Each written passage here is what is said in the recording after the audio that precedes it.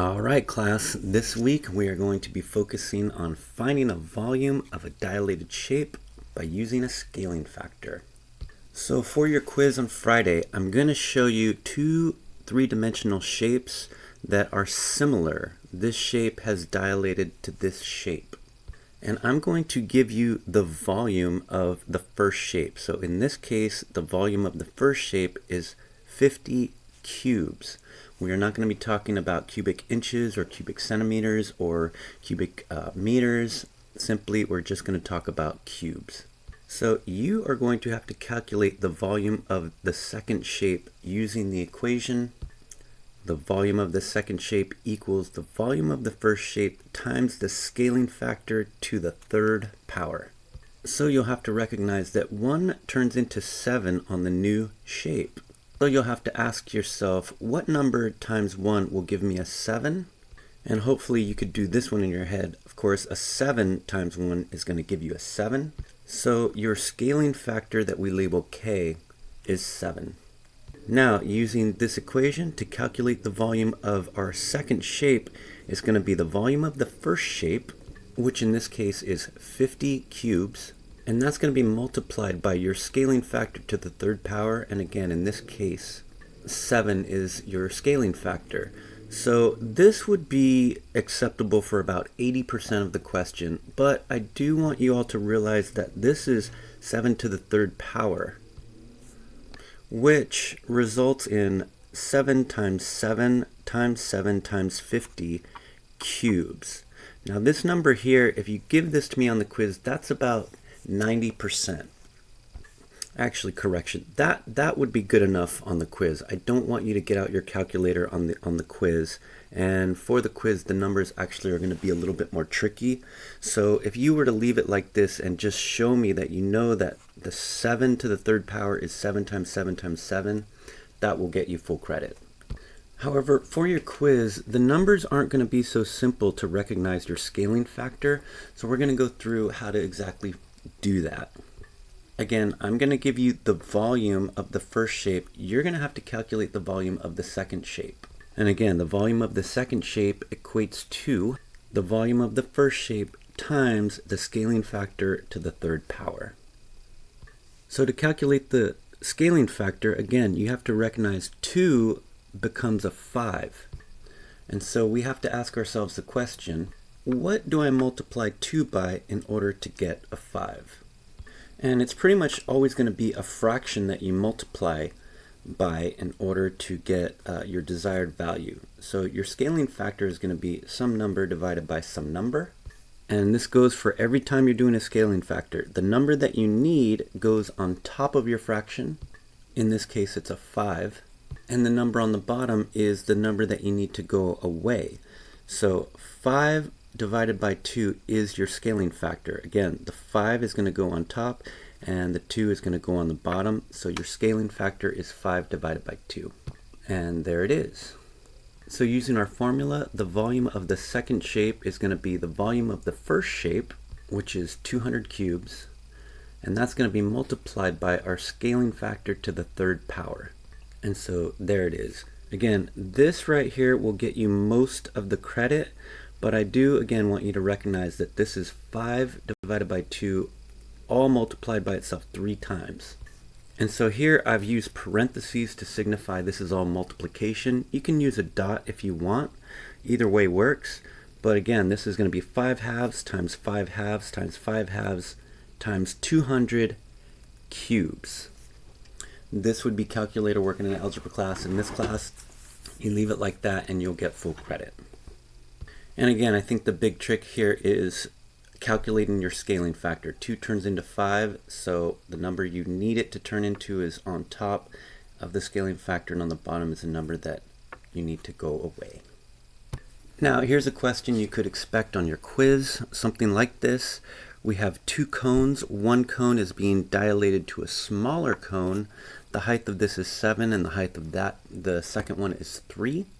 And I may say something like the volume of the first cone is 100 cubes, and you will have to calculate the volume of the second cone.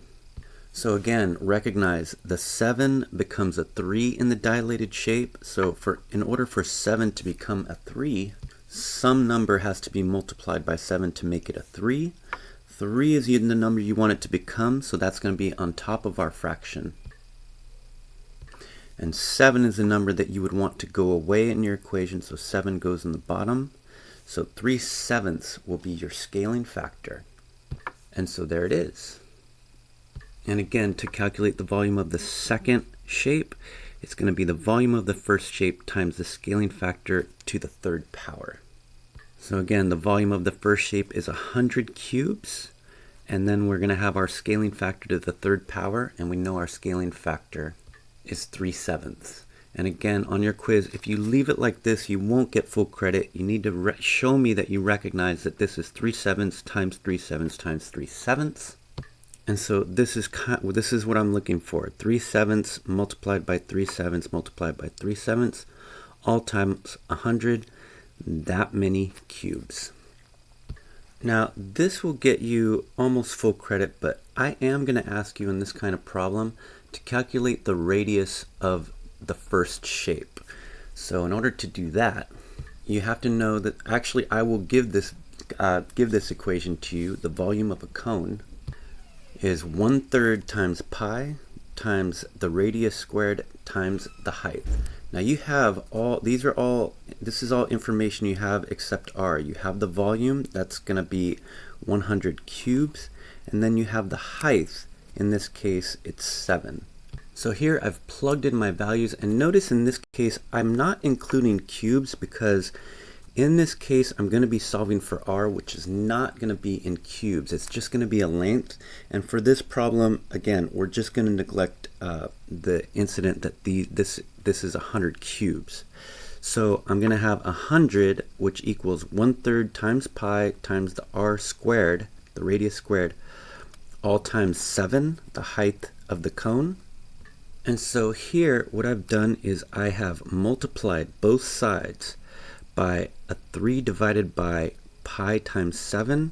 On this end, everything cancels out, and over on the other end of the equation, which I've rewritten here, you're going to get 3 divided by 7 pi all times 100. This is an algebra problem, and again, this will be worth just a few points, but if you're looking to get an A+ on this quiz, you're going to have to be able to calculate r. Notice I have r squared here, so in order to get my final answer, I have to take the square root of both sides. So r is going to end up being the square root of 3 times 100 all divided by 7 pi, and this is an acceptable answer. If you give this to me on the quiz, you will get those last few points by calculating r. And finally, you will get a problem like this, where I will have a cylinder that is dilated to a new shape, and you will have to calculate the volume of the new shape. And again, the volume of your new shape is going to be the volume of the original shape times the scaling factor to the third power. This equation you need to know. I won't give that to you on the quiz. That one you have to know. So we need to start by finding the scaling factor on all these problems. The first thing you have to do is find the scaling factor. And notice that square root of 2 turns into a 10. So you'll have to ask yourself, what number times square root of 2 turns into 10? Again, it's going to be a fraction. The 10 will be on top, and the square root of 2 will be on the bottom.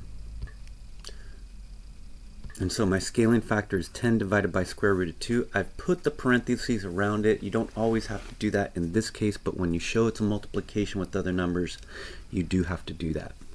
So using our equation, the volume of the second shape is going to be the volume of the first shape, which is 30 cubes, times your scaling factor to the third power, and in this case, the scaling factor is 10 divided by square root of 2. Again, all that to the third power. So for a final answer, here down below is what I would expect. You need to show me you understand that 10 divided by square root of 2 to the third power is 10 divided by square root of 2 times 10 divided by square root of 2 times 10 divided by square root of 2, all that multiplied by 30 cubes. This here would be an acceptable answer. And similar to the last problem, I will ask you to calculate the radius of the first shape. So you will need the equation for a cylinder, which I will give you. So the volume of a cylinder, this cylinder, is going to be pi times the radius squared times the height. Again, I will give this to you, and you will have to calculate the radius. And it may be a good idea for you to work out the equation for the radius. Here I have divided both sides by pi and h, and then I've taken the square root. Again, these are algebra skills, and if you want to get those last few points on the quiz, you're going to have to do this equation. You're going to have to figure out what r is. So here, r is the square root of the volume of this shape divided by pi times the height. And so for my final answer on the radius, it's going to be 30 cubes, which is the volume of the first shape, divided by pi times the height, which is square root of 2, all of that in the square root. This, I think, will be the most challenging part of your quiz.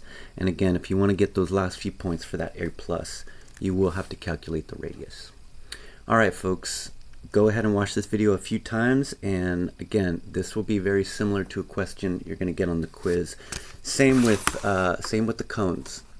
Again, definitely going to get a question with the cones. All right, everyone, good luck.